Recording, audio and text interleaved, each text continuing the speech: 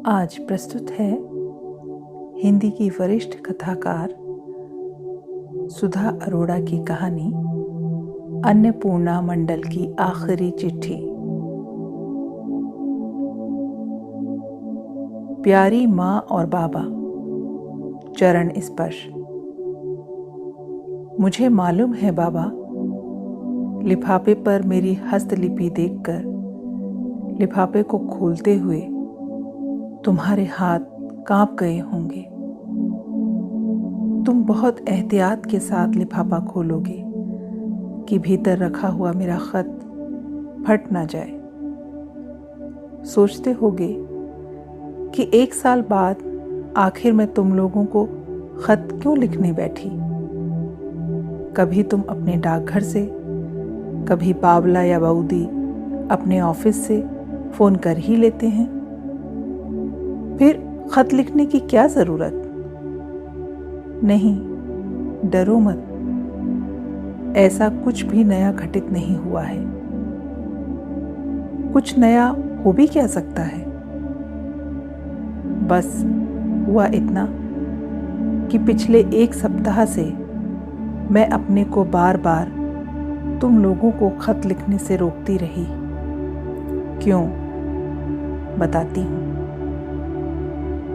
तुम्हें पता है ना, बंबई में बरसात का मौसम शुरू हो गया है। मैं तो मना रही थी कि बरसात जितनी टल सके टल जाए, लेकिन वह समय से पहले ही आ धमकी, और मुझे जिसका डर था वही हुआ। इस बार बरसात में पार्क की गीली मिट्टी सनी सड़क से उठकर उन्हीं लाल केंचुओं की फौज घर के भीतर तक चली आई है। रसोई में जाओ तो मोरी के कोनों से ये केंचुए मुंह उचका उचका कर झांकते हैं। नहाने जाओ तो बाल्टी के नीचे कोने पर बेखौफ चिपके रहते हैं। कभी कभी पैरों के नीचे अचानक कुछ पिलपिला सा महसूस होता है और मैं डर जाती हूँ कि कहीं मेरे पाँव के नीचे आकर कोई केंचुआ मर तो नहीं गया। इस बार मुझे बांकुड़ा का वह अपना घर बहुत याद आया। बस ये यादें ही तुम्हारे साथ बांटना चाहती थी। पता नहीं तुम्हें याद है या नहीं, पता नहीं बावला को भी याद होगा या नहीं। हम कितनी बेसब्री से बरसात के आने का इंतजार करते थे। मौसम की पहली बरसात देखकर हम कैसे उछलते कूदते माँ को बारिश के आने की खबर देते, जैसे पानी की बूंदें सिर्फ हमें ही दिखाई देती हैं और किसी को नहीं।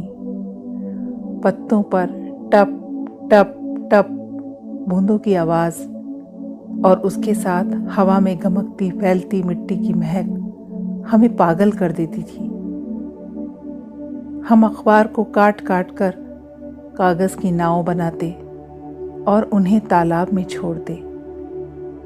माँ झींकती रहती और हम सारा दिन पोखर के पास और आंगन के बाहर हाथ में नमक की पोटली लिए बरसाती केंचुओं को ढूंढते रहते थे। वे इधर उधर बिलबिलाते से हमसे छिपते फिरते थे और हम उन्हें ढूंढ ढूंढ कर मारते थे। नमक डालने पर उनका लाल रंग कैसे बदलता था। केंचुए हिलते थे और उनका शरीर सिकुड़कर रस्सी हो जाता था। बावला और मुझ में होड़ लगती थी कि किसने कितने ज्यादा केंचुओं को मारा। बावला तो एक एक केंचुए पर मुट्ठी भर भर कर नमक डाल देता था। माँ, तुम्हें याद है तुम कितना चिल्लाती थी बावला पर। इतना नमक डालने की क्या जरूरत है रे खोका। पर फिर हर बार जीतता भी तो बावला ही था। उसके मारे हुए केंचुओं की संख्या ज्यादा होती थी।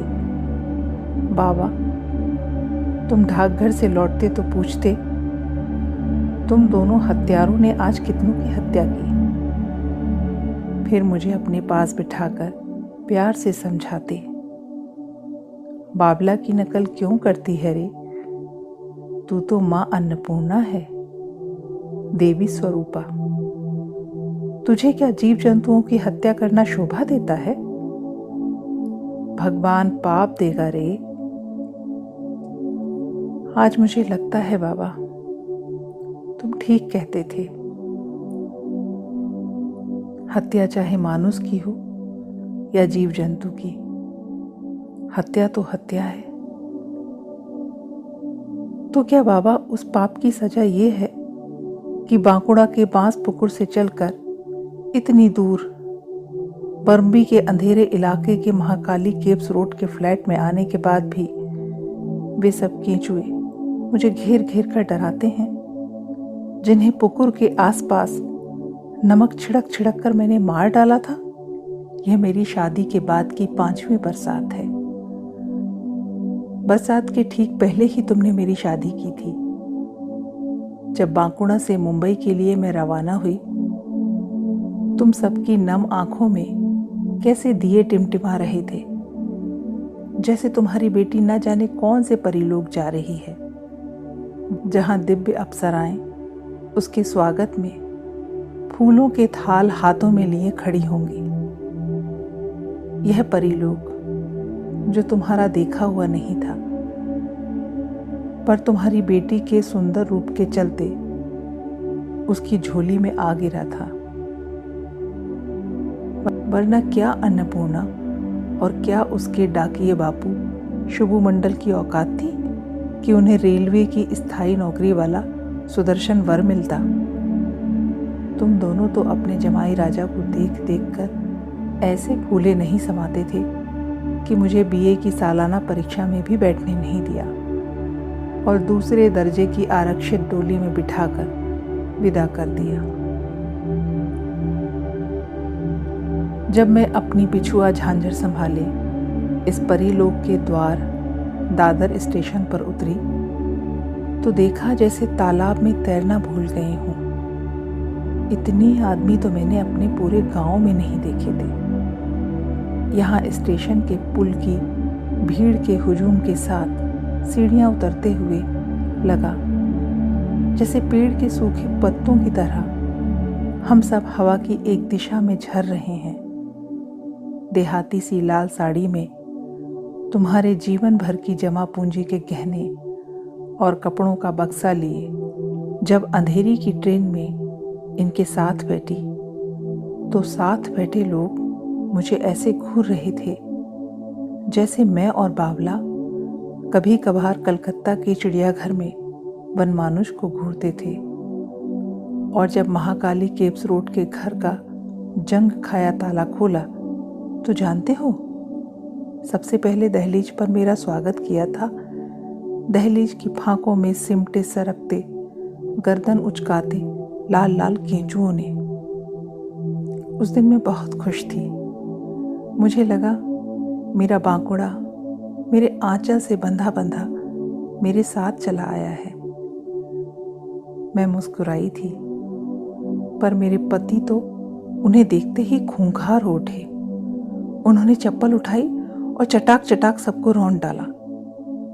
एक एक वार में उन्होंने सबका काम तमाम कर डाला था।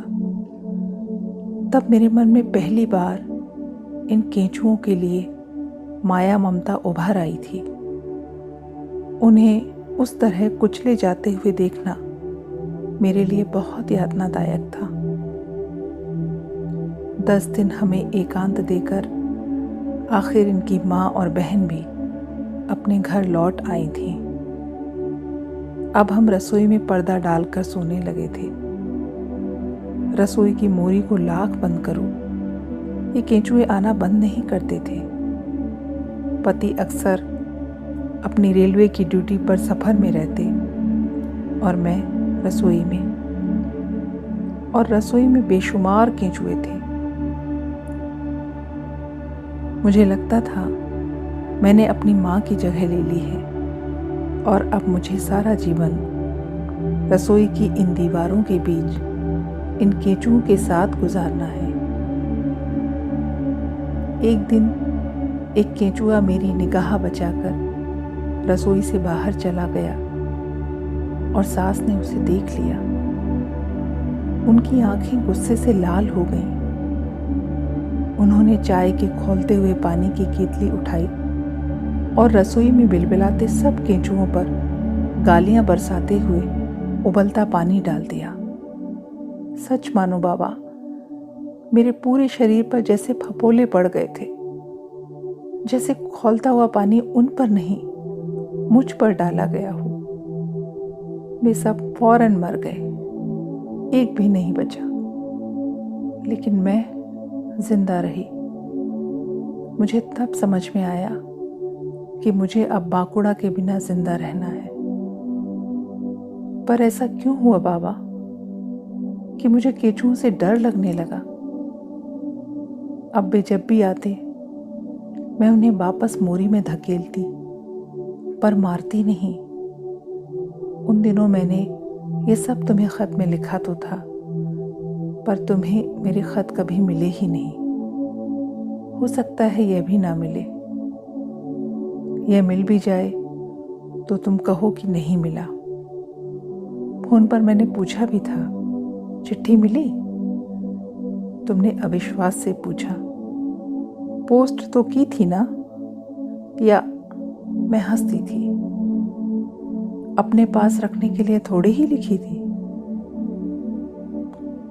फोन पर इतनी बातें करना संभव कहाँ है। फोन की तारों पर मेरी आवाज़ जैसे ही तुम तक तैरती हुई पहुंचती है, तुम्हें लगता है सब ठीक है, जैसे मेरा जिंदा होना ही मेरे ठीक रहने की निशानी है।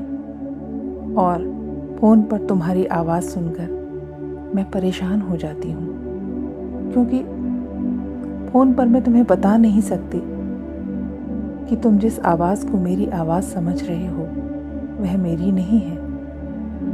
तुम फ़ोन पर मेरा कुशल क्षेम ही सुनना चाहते हो, और मैं तुम्हें केंचुओं के बारे में कैसे बता सकती हूँ। तुम्हारी आवाज़ से मैं चाह कर भी तो लिपट नहीं सकती।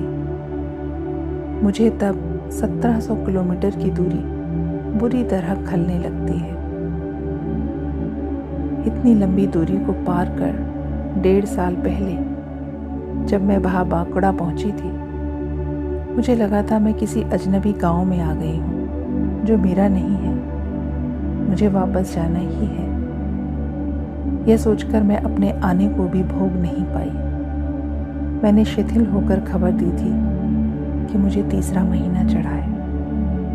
मैं आगे कुछ कह पाती कि तुम सब में खुशी की लहर दौड़ गई थी। माँ ने मुझे गले से लगा लिया था, बाऊदी ने माथा चूम लिया था। मैं रोई थी, चीखी थी। मैंने मिन्नतें की थी कि मुझे अब बच्चा नहीं चाहिए, कि उस घर में बच्चे की किलकारियां सिसकियों में बदल जाएंगी। पर तुम सब पर कोई असर नहीं हुआ। तुम चारों मुझे घेर कर खड़े हो गए। भला पहला बच्चा भी कोई गिराता है? पहले बच्चे को गिराने से फिर गर्भ ठहराता ही नहीं। माँ बनने में ही नारी की पूर्णता है। माँ बनने के बाद सब ठीक हो जाता है। औरत को जीने का अर्थ मिल जाता है। माँ, तुम अपनी तरह मुझे भी पूर्ण होते हुए देखना चाहती थी। मैंने तुम्हारी बात मान ली और तुम सबके सपनों को पेट में संजोकर वापस लौट गई। वापस उसी महाकाली की गुफाओं वाले फ्लैट में, उन्हीं केंचुओं के पास। बस फर्क ये था कि अब वे बाहर फर्श से हटकर मेरे शरीर के भीतर रेंग रहे थे। 9 महीने मैं अपने पेट में एक दहशत को आकार लेते हुए महसूस करती रही। 5वें महीने मेरे पेट में जब उस आकार ने हिलना डुलना शुरू किया, मैं भय से कांपने लगी थी।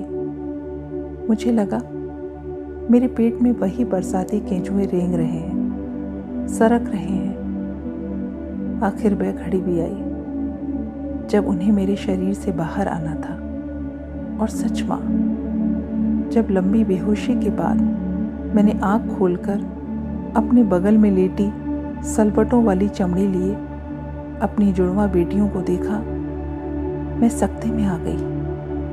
उनकी शक्ल वैसी ही गिजगिजी लाल केंचुओं जैसी झुर्रीदार थी। मैंने तुमसे कहा भी था, देखो तो माँ, ये दोनों कितनी बदशक्ल हैं। पतले पतले ढीले ढाले हाथ पैर और सांवली मरगिल्ली सी। तुमने कहा था, बड़ी बोकी है रे तू, कैसी बातें करती है। ये साक्षात लक्ष्मी सरस्वती एक साथ आई हैं तेरे घर। तुम सब ने कलकत्ता जाकर अपनी बेटी और जमाई बाबू के लिए कितनी खरीदारी की थी। बऊदी ने खास सोने का सेट भिजवाया था। सब दान दहेज समेट कर तुम यहाँ आई और 40 दिन मेरी, इन दोनों की और मेरे ससुराल वालों की सेवा टहल करके लौट गईं। इन लक्ष्मी सरस्वती के साथ मुझे बांधकर तुम तो बांकुड़ा के बांस पुकुर लौट गईं। मुझे बार बार यही सुनना पड़ा। एक कपाल कुंडला को अस्पताल भेजा था, 2 को और साथ ले आई। बाबा, कभी मन होता था इन दोनों को बांधकर तुम्हारे पास पार्सल से भिजवा दूं, कि मुझसे ये नहीं संभलती। अपनी ये लक्ष्मी सरस्वती सी नातिने तुम्हें भी मुबारक हो। पर हर बार इनकी बिटर बिटर सी ताकती हुई आंखें मुझे रोक लेती थी। माँ, मुझे बार बार ऐसा क्यों लगता है कि मैं तुम्हारी तरह एक अच्छी माँ कभी नहीं बन पाऊंगी, जो जीवन भर रसोई की 4 दीवारी में बाबला और मेरे लिए पकवान बनाती रही और फालिज की मारी ठाकुर माँ की चादरें धोती समेटती रही। तुम्हारी नातिनों की आंखें मुझसे ये सब मांगती हैं, जो मुझे लगता है मैं कभी उन्हें दे नहीं पाऊंगी। इन 5-7 महीनों में कब दिन चढ़ता था, कब रात ढल जाती थी, मुझे तो पता ही नहीं चला। इस बार की बरसात ने आकर मेरी आंखों पर छाए सारे पर्दे गिरा दिए हैं। ये दोनों घिसटना सीख गई हैं। सारा दिन कीचड़ मिट्टी में सनी केंचुओं से खेलती रहती हैं। जब ये घुटनों से घिसटती हैं, मुझे केंचुए रेंगते दिखाई देते हैं। और जब बाहर सड़क पर मैदान के पास की गीली मिट्टी में केंचुओं को सरकते देखती हूँ, तो उनमें इन दोनों की शक्ल दिखाई देती है। मुझे डर लगता है कहीं मेरे पति घर में घुसते ही इन पर चप्पलों की चटाक चटाक बौछार न कर दें, या मेरी सास इन पर केतली का खौलता हुआ पानी न डाल दे।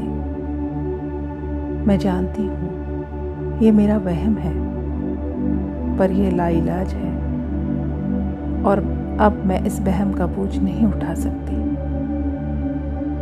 इन दोनों को अपने पास ले जा सकूँ तो ले जाना। बाबला और बऊदी शायद इन्हें अपना लें। बस इतना चाहती हूँ कि बड़ी होने पर ये दोनों अगर आसमान को छूना चाहें, तो ये जानते हुए भी कि वे आसमान को कभी नहीं छू पाएंगे, इन्हें रोकना मत। इन दोनों के रूप में तुम्हारी बेटी तुम्हें सूद सहित वापस लौटा रही हूँ। इनमें तुम मुझे देख पाओगे शायद। बाबा, तुम कहते थे ना, आत्माएं कभी नहीं मरती। इस विराट व्योम में, शून्य में वे तैरती रहती हैं, परम शांत होकर।